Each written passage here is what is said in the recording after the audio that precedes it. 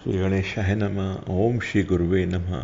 आज की भगवत चर्चा स्वामी श्री राम सुखदास जी के लेख प्रवचन भक्ति और उसकी महिमा इस पर आधारित है। स्वामी जी कहते हैं, कल्याण प्राप्ति के जितने भी साधन हैं उन सब साधनों में भक्ति सर्वश्रेष्ठ है।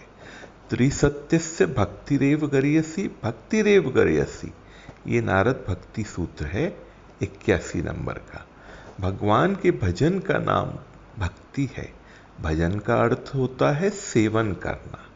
जैसे शरीर के लिए अन्न, जल और वायु का सेवन करते हैं, ऐसे ही स्वयं के लिए परमात्मा का, भगवान का, ईश्वर का सेवन करना अर्थात उनसे प्रेम करना भजन है। पन्नगारी सुनु प्रेम सम भजन न दूसर आन, अस बिचारी मुनि पुनि पुनि करत राम गुणगान। प्रेम के समान कोई भजन नहीं है, इसीलिए मुनिजन बार बार भगवान का गुणगान करते हैं। इसका तात्पर्य है कि भगवान का गुणगान करने से उनमें प्रेम हो जाता है। भगवान अच्छे लगें, मीठे लगें, प्यारे लगें, ये प्रेम है।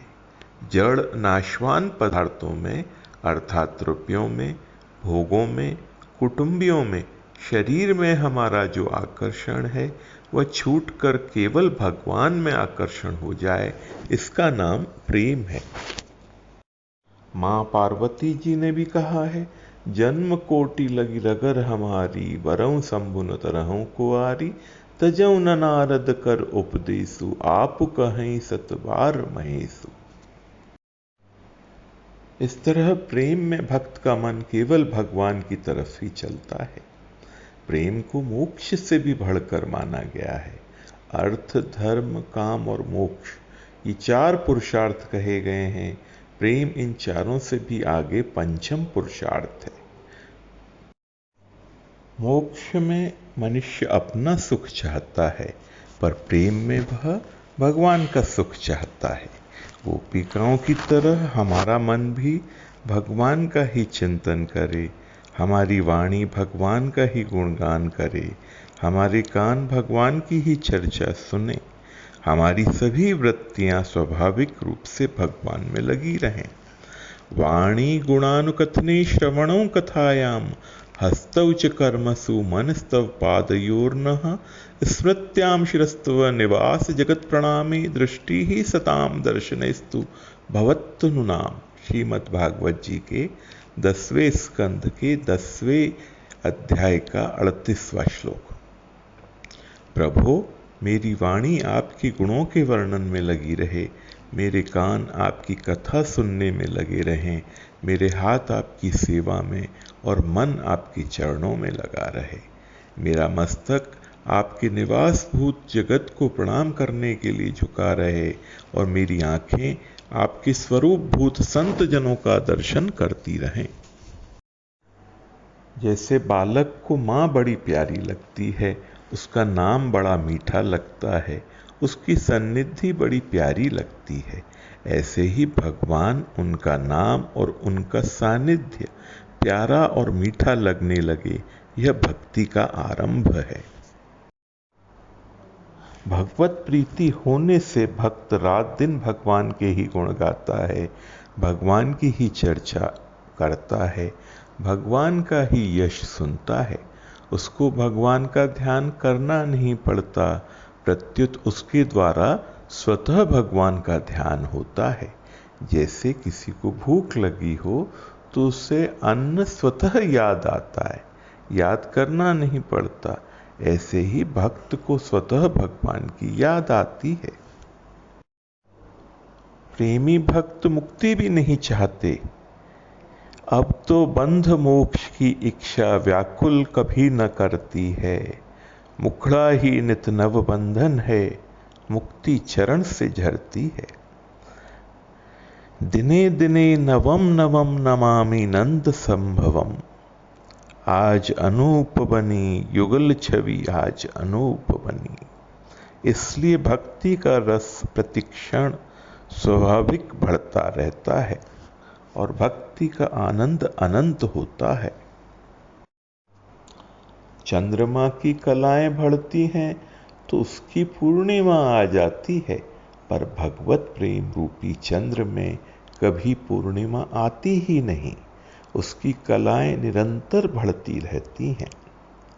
इसके बाद स्वामी जी कहते हैं, जो दीन होते हैं, छोटे होते हैं, शरणागत होते हैं, केवल भगवान के परायण होते हैं, उनका आदर भगवान क्या ही होता है। जो भगवान से प्रेम करते करते अघाते नहीं, भगवान उनके वशीभूत हो जाते हैं और चाहे जो कुछ कर देते हैं।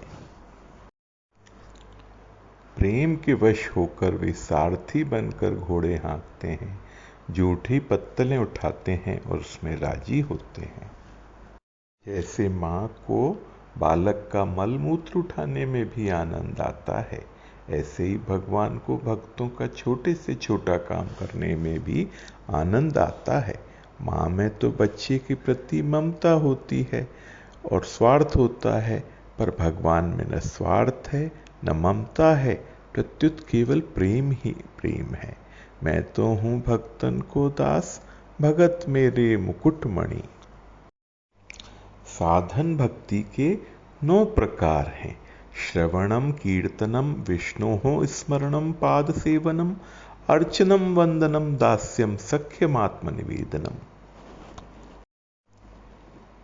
श्रवण, कीर्तन, स्मरण, पाद सेवन, अर्चन, वंदन, दास्य, सख्य और आत्मसमर्पण, यह नवधा भक्ति है। श्रवण, कीर्तन और स्मरण, इन तीनों में भक्त अपने को भगवान से दूर समझता है। पाद सेवन, अर्चन और वंदन, इन तीनों में भक्त भगवान को नजदीक समझता है।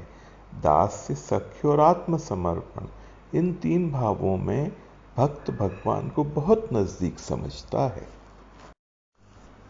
इस प्रकार श्रवण से लेकर आत्मसमर्पण तक भक्त क्रमशः अपने को भगवान के नजदीक मानता है। आत्मसमर्पण में भक्त सर्वथा भगवान में तल्लीन हो जाता है। श्रवण, कीर्तन और स्मरण, इन तीनों में भक्त अपने को भगवान से दूर समझता है। पाद सेवन, अर्चन और वंदन, इन तीनों में भक्त भगवान को नजदीक समझता है। दास्य, सख्य और आत्मसमर्पण, इन 3 भावों में भक्त भगवान को बहुत नजदीक समझता है।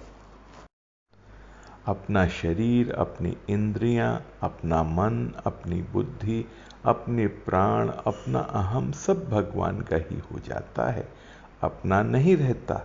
इस प्रकार आत्मसमर्पण के बाद साध्य भक्ति अर्थात प्रेम लक्षणा भक्ति प्राप्त हो जाती है, जिसके लिए साधन भक्ति की जाती है, जिसके लिए भगवान से प्रेम किया जाता है कि प्रेम लक्षणा भक्ति प्राप्त हो जाए, वह साध्य भक्ति प्राप्त हो जाती है। प्रेम लक्षणा भक्ति में कौन भक्त है, कौन भगवान है, कौन प्रेमी है, कौन प्रेमास्पद, इसका पता नहीं चलता, अर्थात भक्त और भगवान में अभिन्नता हो जाती है। तस्मिन् तज्जने भेदा भावात, नारद भक्ति सूत्र 41 नंबर का। ये भजन्ति तु माम भक्त्या मयि ते तेषु चाप्यहम्, श्रीमद् भगवद गीता के 9वें अध्याय का 29वां श्लोक। आज की भगवत चर्चा यहीं तक। ओम श्री गुरुवे नमः।